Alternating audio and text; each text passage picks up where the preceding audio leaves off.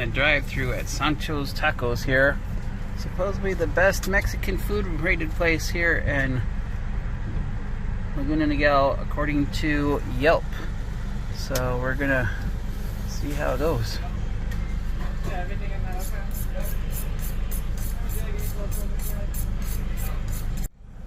So since they weren't open, we're just gonna stand here in the 10-minute parking and eat in the parking lot.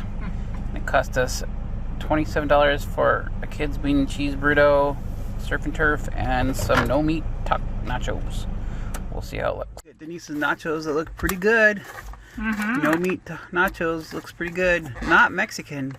No, we tried to get my nachos in Mexico. They'll give you topos is what they'll give you.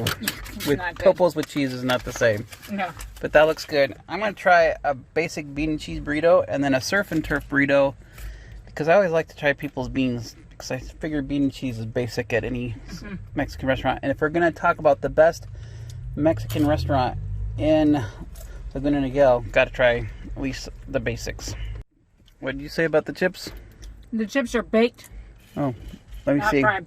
This one looks like a bad one. I'll have to try that one. Oh yeah, they are. That's interesting.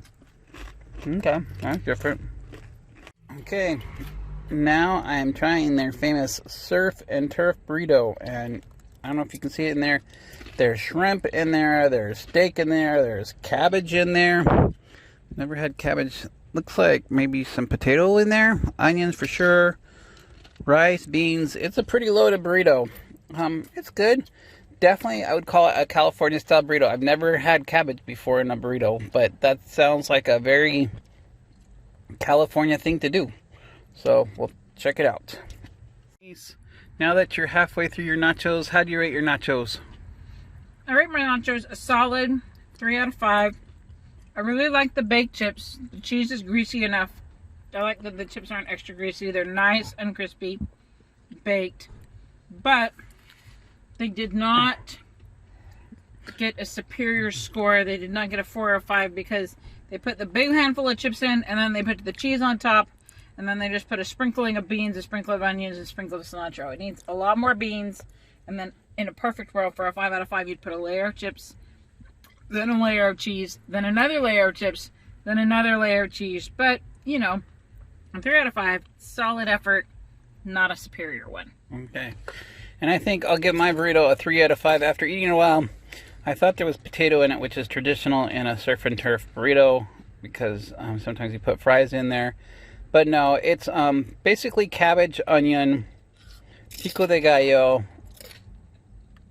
shrimp, and beef. It's good, but it's not...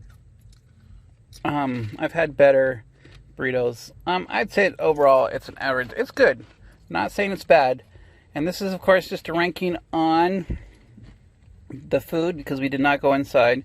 Service was fast enough for what it was, and price is good for $27 for the little burrito, the big burrito, the nachos, and Denise's soda. That's good price, especially for Orange County. There's nothing cheap in Orange County. That's just not the way it works here. So overall experience, I'm going to say it's a 3 out of 5 for Sanchos Tacos. It was good. Hope you enjoyed this little mini review of Sanchos Tacos.